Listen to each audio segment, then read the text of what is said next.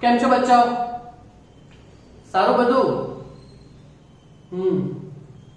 તો આજે આપણે છે ને એક નવા ટોપિક ઉપર ડિસ્કશન કરવાનું છે, બરાબર? અને આજનો ટોપિક શાંતિથી સમજો, જે તમને 50% તો આવડતો જ છે, બરાબર? અને 50% નું આજે આપણે સમજવાનું છે. તો એના ઉપરથી આપણે 4 જેવા દાખલા, જે 4 સ્વાધ્યાયમાં જ છે વિદ્યુત કોષ માટે, બરાબર? તો એ વિદ્યુત કોષ માટેના 3 દાખલાઓ તો રેગ્યુલર સ્વાધ્યાયમાં છે, ના, બરાબર? અને બીજો એક દાખલો તે વધારાના સ્વાધ્યાયમાં છે, બરાબર? હવે તમને ખબર પડે, રેગ્યુલર સ્વાધ્યાયમાં 3 દાખલા છે આ ટોપિકના, હા ને? તો એનું ઇમ્પોર્ટન્સ વધારે હશે.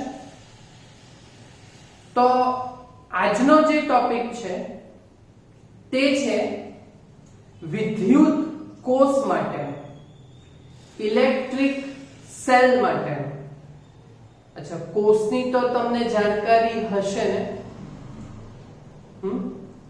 કોષ બાયોલોજીમાં આવે તે એક કોષીય અમીબા, પછી પેરામીશિયમ, એ કોષ ને?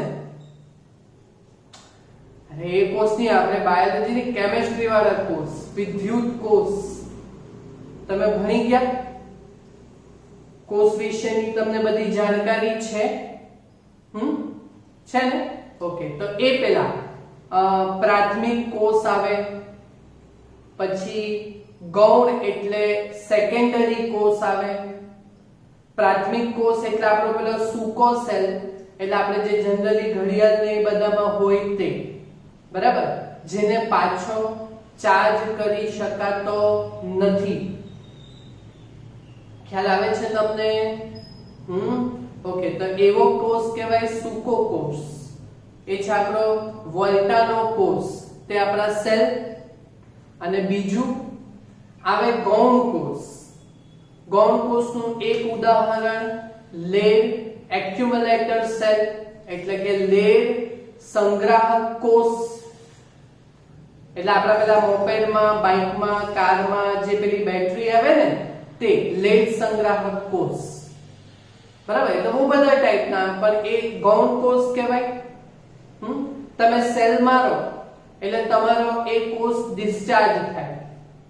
સેલ સ્ટાર્ટ મારો એટલે એ તમારો કોષ ડિસ્ચાર્જ થાય.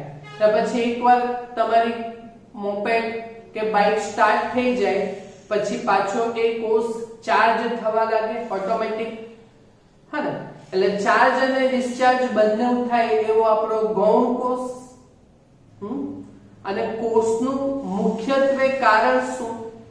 તો એ કઈ ઉર્જાનું કઈ ઉર્જામાં રૂપાંતર કરે? તો તમને કોષની રચના ખબર? લેડ સંગ્રાહક કોષ ખબર ને તમને? એટલે ભાઈ આપણી બેટરી મોબાઈલમાં જે આવે તે, એ તમે જોઈ લી? હા, આટલી આવે કઈ પ્લાસ્ટિકની, હેવી આવે. એની અંદર આખું દ્રાવણ ભરેલું હોય, એ વિદ્યુત દ્રાવણ કહીએ આપણે એને, બરાબર? એ લેડ એક્યુમ્યુલેટર સેલ, લેડ સંગ્રાહક કોષમાં મંદ H2SO4 હોય, બરાબર? ઓકે. પછી 2 ઇલેક્ટ્રોડ આવે એમાં, એક એનોડ અને બીજો કેથોડ, બરાબર? એ કઈક એનોડ એટલે જે ધન હોય તે મારા હિસાબે કદાચ PbO2 હોય, હા, અને ઋણ ઇલેક્ટ્રોડ હોય તે કઈક Pb હોય. મને નથી ખ્યાલ, એ કેમિસ્ટ્રીમાં છે, હા ને? પણ એ તો તમને ખબર ને, 2 ઇલેક્ટ્રોડ હોય જે પેલા સાંદ્ર, પેલા મંદ H2SO4 ના વિદ્યુત દ્રાવણમાં ડૂબાડેલા હોય, આવી રીતે એનોડ અને કેથોડ, બરાબર? પછી ઉપર બેટરીના 2 ઉપર સિંગડા હોય, એમ દેખાતા છે સિંગડા? મારે તો નથી, પણ તમને અહીંયા દેખાતા છે ને? હા, એ સિંગડા હોય, બરાબર? અને ત્યાંથી એના ઉપર 2 ક્લિપ મારેલી હોય, હા ને? ત્યાંથી આપણે સેલ્ફ સ્ટાર્ટ માટે તો સેલ્ફ સ્ટાર્ટમાં એ વાયર હોય, લાઇટમાં તો એ લાઇટમાં એ વાયર હોય, એટલે એ બધા કનેક્શન હોય. આ કોર્સનું તમને આવડતું જ છે ને, સમજ પડે ને તમને.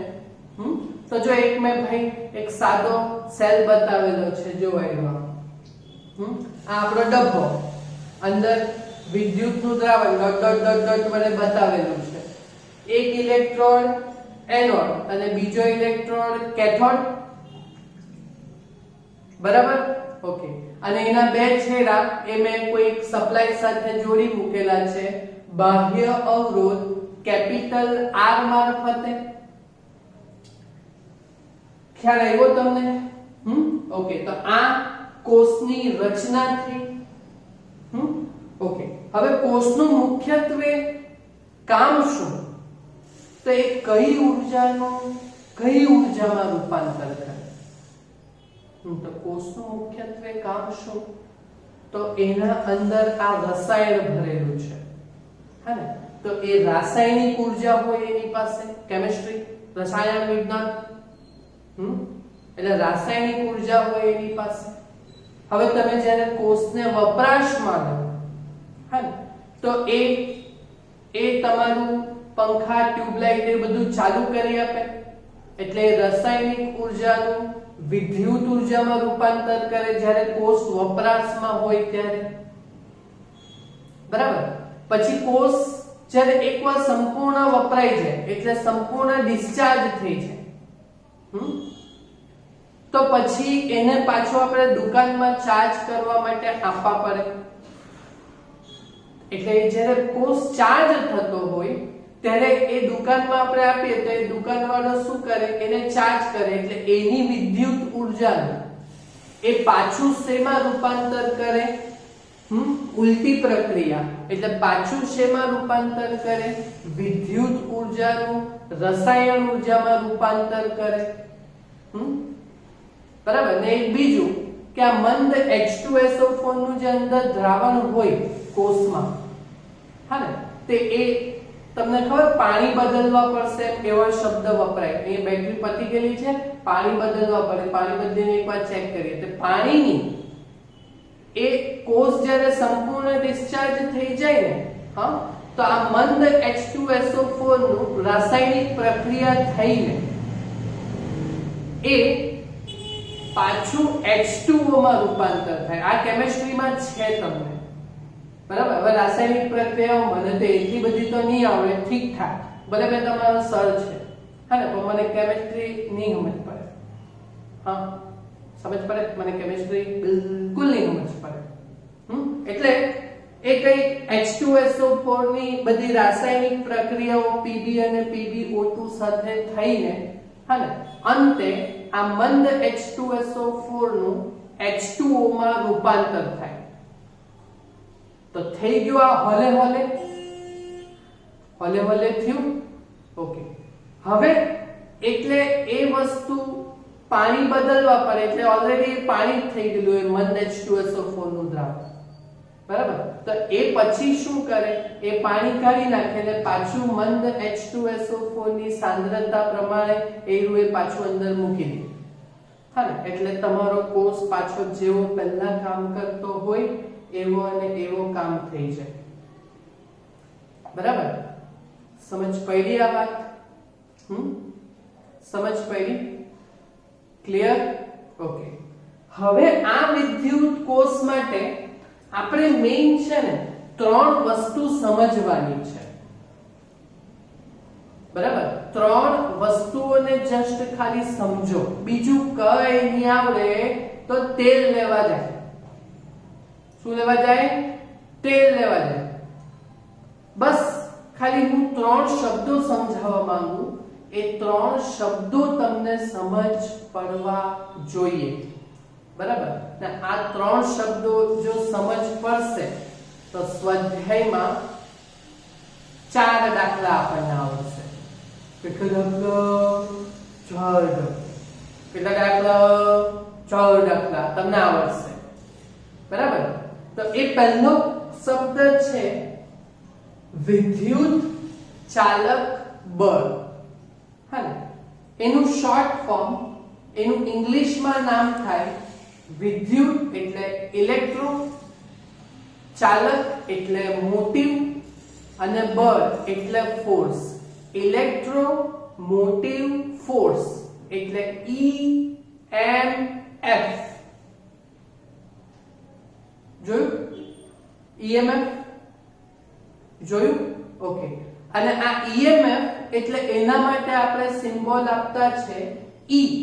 પણ એ જે E છે તે દેશી E ની, દેશી E એટલે કેપિટલ E ની, હા ને, થોડોક એમ કર્વ આપેલો એટલે એપ્સાઇલન જેવો યુઝ કરવાના છે.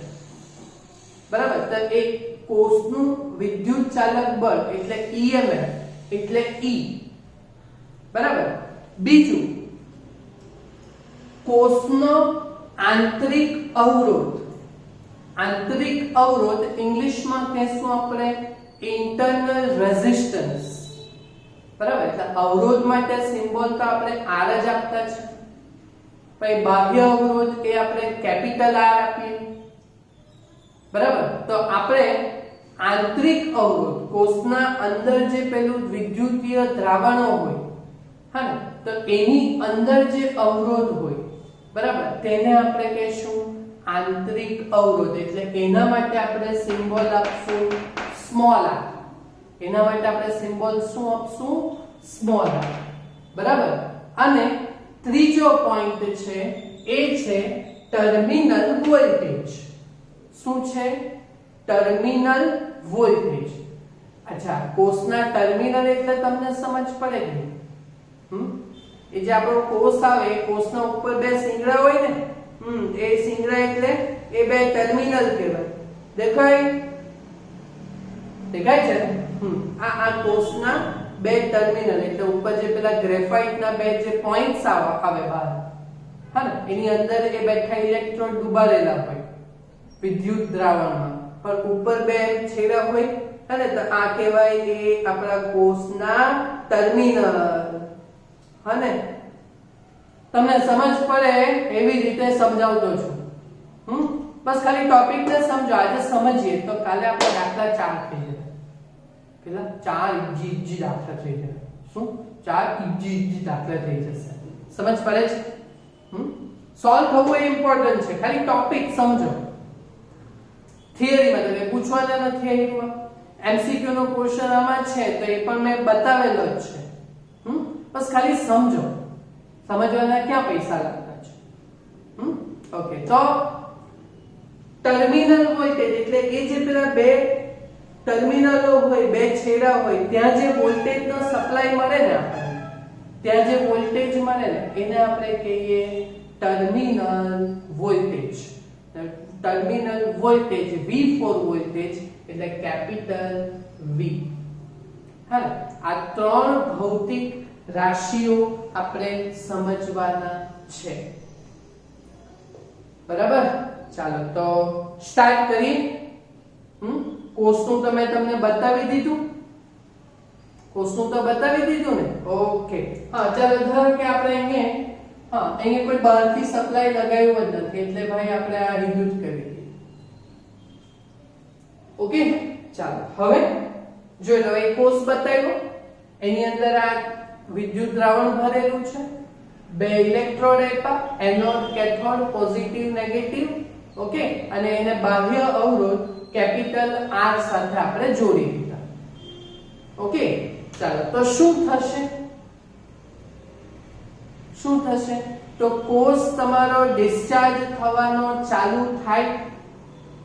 કોષ તમારો ડિસ્ચાર્જ થવાનો ચાલુ થશે.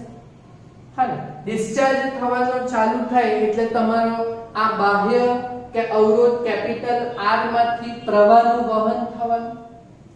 ઓકે. તો પ્રવાહની દિશા કઈ? પ્લસ થી માઈનસ. ઓકે. તો આ પ્રવાહ એનોડ માંથી નીકળવાનો આવી રીતે. ઓકે. તો આ બાહ્ય અવરોધ કેપિટલ R માંથી આ I જેટલો પ્રવાહ પસાર થઈને પાછો M આવશે. એટલે એનો મતલબ એવો કે બધા ધન વિદ્યુતભારો ધીમે ધીમે બધા કેથોડ એટલે નેગેટિવ પર ચપકવાના. एकदम सिंपल वर्ड यूज કર્યો ચપકવાના, एकदम सिंपल वर्ड यूज કર્યો ચપકવાના, ચપકવાના, સમજ પડે? ઓકે, તો આ તમારો સેલ શું થતો કહેવાય? ડિસ્ચાર્જ, એટલે વપરાતો છે એમ કહેવાય. સમજ પડે? ઓકે, હવે પછી પણ આવું કન્ટિન્યુ ચાલ્યા જ કરે, એટલે બધા વિદ્યુત ધન વિદ્યુત ભારો આ ઋણ વિદ્યુત ભાર આ ઋણ ઇલેક્ટ્રોડ પર જમા થતા જાય. સમજ પડે? હા, ઓકે. હવે આપણે આ ઋણ વિદ્યુત ભારો આ બધા ધન વિદ્યુત ભારો અહીંયા ઋણ ઇલેક્ટ્રોડ પર આવી ગયા, તો આ બધા ધન વિદ્યુત ભાર જે ઋણ ઉપર ગયેલા છે, હે ને, તો આ ધન વિદ્યુત ભારો જે અહીંયા બધા જમા થયેલા છે, તો આ ધન વિદ્યુત ભારોને પાછા પોતાના ઘરે એટલે પાછા ધન ઇલેક્ટ્રોડ ઉપર લાવવા પડે. સમજ પડે હું શું વર્ડ યુઝ કરતો છું? કે બધા ધન વિદ્યુત ભારો જે આ ઇલેક્ટ્રોડ પર જતાયેલા છે ઋણ, તો આ બધા ધન વિદ્યુત ભારોને પાછા પોતાના ઘરે એટલે એનોડ પર પાછા લાવવા પડે. હા ને, તો લાવવા માટે આપણે શું કરવા પડે? ખર્ચો એટલે કાર્ય, બરાબર? તો આ કાર્ય એ આપણે એકમ ધન વિદ્યુત ભાર પર કર્યું, એકમ વિદ્યુત ભાર પર કર્યું. સમજ પડે છે? કાર્ય કર્યું પણ એ એકમ વિદ્યુત ભાર ઉપર કર્યું. હા ને, તો આ એકમ ધન વિદ્યુત ભાર પર, હે ને, ઋણ થી ધન ધ્રુવ પર લાવવા માટે જે કાર્ય કરવા પડે ને, તે કાર્યને તે વિદ્યુત કોષનું ઇલેક્ટ્રોમોટિવ ફોર્સ એટલે વિદ્યુત ચાલક બળ એપ્સિલોન E કહે છે. બરાબર? હવે કોઈને એમ થશે ને એકવાર ગુજકેટની એક્ઝામમાં આ એમસીક્યુ નો એકમ પૂછાયેલો હતો કે EMF વિદ્યુત ચાલક બળ નો એકમ, હા ને, તો 90% ઓફ સ્ટુડન્ટ બળનો એકમ ન્યૂટન, તો ન્યૂટન ટીક કરી આવેલા. પણ હું શું કહું કે વિદ્યુત ચાલક બળ એ શું છે? કાર્ય ને એકમ વિદ્યુત ભાર ઉપર, હા ને, એટલે જૂલ પ્રતિ કુલમ, હા ને, જૂલ પ્રતિ કુલમ એટલે આપણે ભણેલા છે આપણા ચેપ્ટર 2 નો પહેલો દિવસ, વિદ્યુત સ્થિતિમાન V એટલે W/Q જ ને, એટલે જૂલ પર કુલમ એટલે વિદ્યુત સ્થિતિમાનનો જ એકમ ને, એટલે વિદ્યુત સ્થિતિમાનનો એકમ શું આવે? Volt, capital V. હા ને, તો આ એક એમસીક્યુ એક્ઝામમાં તમારે ધ્યાન રાખવા જોઈએ. હા ને, કે વિદ્યુત ચાલક બળ એટલે કોષના અંદરના વોલ્ટેજ, કોષના પોતાના વોલ્ટેજ. સમજ પડે? કોષના પોતાના વોલ્ટેજ, હા ને, એટલે EMF એપ્સિલોન E, બરાબર, જેનો એકમ એ વોલ્ટ જ આવે. બોલો, પહેલો શબ્દ, 3 શબ્દ સમજવાના છે, એમાં મેઈન આવ્યું આ છે 9, તો એ સમજ પડી તમને? બરાબર? ઓકે, તો હવે આ જે બધા ઋણ ધન વિદ્યુત ભારો જે આ ઋણ ઇલેક્ટ્રોડ ઉપર છે, તો એને પાછા ધન ઉપર લાવવાના હોય, તો એ જે પણ બળ વડે થવાના, તો એ આ દ્રાવણની અંદરથી જ પસાર થવાના. બરાબર? તો દ્રાવણની અંદરથી પસાર થાય, તો આ દ્રાવણની અંદર જે દ્રવ્યો છે, એ દ્રવ્યોને લીધે આ જે વિદ્યુત ભારો ઋણ ઉપરથી ધન ઉપર જશે, હા ને, તો એના ઉપર અવરોધ લાગશે. સમજ પડે ને? તો અંદર વિદ્યુત ભારોની ગતિ જ્યારે દ્રાવણની અંદર થતી હોય, તો આ વિદ્યુત ભારોને દ્રાવણની અંદર જે દ્રાવણની અંદર જે અવરોધ લાગ્યો, તો કોષની અંદર જે અવરોધ લાગે વિદ્યુતભારોને તેને શું કહેવાય? આંતરિક અવરોધ. પોઈન્ટ નંબર 2, વિદ્યુત દ્રાવણમાં વીજભારને ગતિ દરમિયાન લાગતા અવરોધને કોષનો આંતરિક અવરોધ, ઇન્ટરનલ રેઝિસ્ટન્સ એટલે સ્મોલ r કહે છે. હા ને, અવરોધ જ છે તો અવરોધનો એકમ ઓહમ જ આવે. બરાબર? ક્લિયર? સમજ પડી? ઓકે, તો બે શબ્દ થઈ ગયા. EMF એટલે કોષના પોતાના વોલ્ટેજ, એટલે વોલ્ટેજ આવે. આંતરિક અવરોધ, ઇન્ટરનલ રેઝિસ્ટન્સ કોષનો, એટલે સ્મોલ r સિમ્બોલ એના માટે કર્યો. દ્રાવણની અંદર જે વિદ્યુતભારને અવરોધ લાગે છે. બરાબર? ઓકે. અને બીજી વસ્તુ ટર્મિનલ વોલ્ટેજ. ટર્મિનલ એટલે હું સિંગડા, છેડા. કોષની ઉપર બે સિંગડા હોય કે નહીં, છેડા.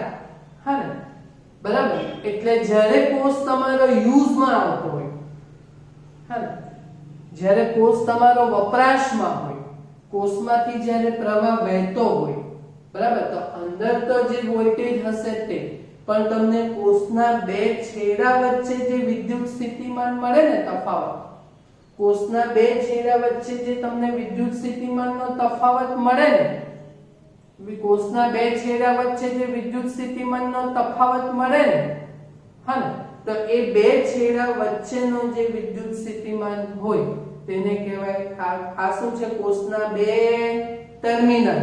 ધેટ ઇઝ વાય આપણે એને કહીશું ટર્મિનલ વોલ્ટેજ.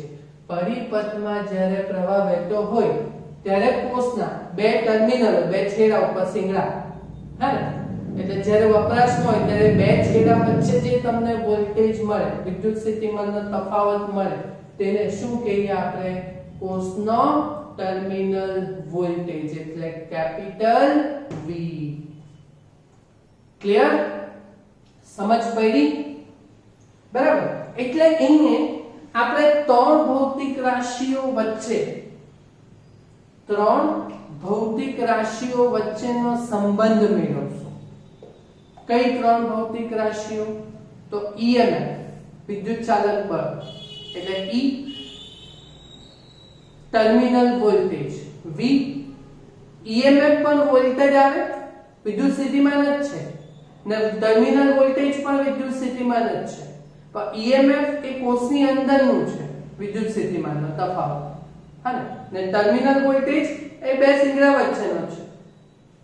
ને આંતરિક અવરોધ એટલે પેલા વિદ્યુત દ્રાવણની અંદર જે અવરોધ લાગે તે સ્મોલ r. તો આ ત્રણ વચ્ચેનો આપણે સંબંધ મેળવીએ. બરાબર? તો સેલ જ્યારે વપરાશમાં હોય, કોષ જ્યારે વપરાશમાં હોય એટલે કોષ શું થતો હોય? ડિસ્ચાર્જ થતો હોય. બરાબર? તો કોણ વધારે? EMF E વધારે કે ટર્મિનલ વોલ્ટેજ V વધારે? કોષના પોતાના વોલ્ટેજ વધારે હોય કે સિંગડા ઉપર વધારે વોલ્ટેજ બનતા હોય? એક સિમ્પલ, મારા ખિસ્સામાં અહીંયા 100 રૂપિયા છે, તો કે તે નથી, બરાબર, 100 રૂપિયા છે, હે, એ અંદરના રૂપિયા છે મારા, એટલે 100. હવે ધારો કે મેં બહાર કાઢા, 100 ના છૂટા છે, થોડાક પૈસા બહાર કાઢું, તો એ 100 કરતા વધારે હોય કે ઓછા હોય? ઓછા જ હોય. તો કોષ માટે બી આવું જ.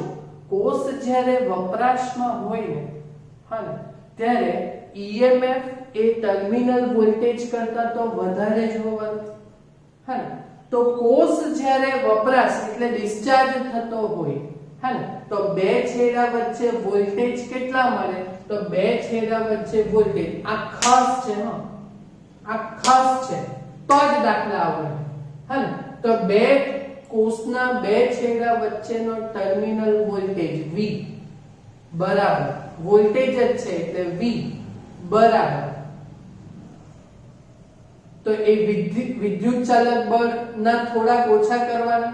તો ધારો કે મેં 10 રૂપિયા કાઢું, 10 રૂપિયા કાઢું, તો મારા ખિસ્સામાં કેટલા રહેવાના? 90. એટલે 100 - 10, 100 સમજ પડે કે નહીં? હા, તો નિયમિત પાસે કઈ નહીં, તે લેવા જાય. કોષ જ્યારે વપરાશમાં હોય તો બે છેડા વચ્ચેના વોલ્ટેજ V હે ને તે કોષના પોતાના વોલ્ટેજમાં ઘટાડો કરશે, એટલે V બરાબર E હે ને આ જે ઘટાડો થશે તે પરિપથમાંથી પ્રવાહ વહેતો છે એના લીધે થશે.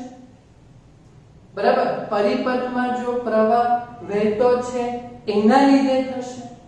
હે ને તો પરિપથમાં જો I જેટલો પ્રવાહ વહેતો હોય ને કોષની અંદરનો આપણે અવરોધ લીધો સ્મોલ r હે ને તો એ પ્રવાહ ને અવરોધ I અને સ્મોલ r કોષની અંદરનો અવરોધ સ્મોલ r, તો અહીંયા આપણે એ બધી વોલ્ટેજ વિદ્યુત સ્થિતિમાનની જ રાશિ છે.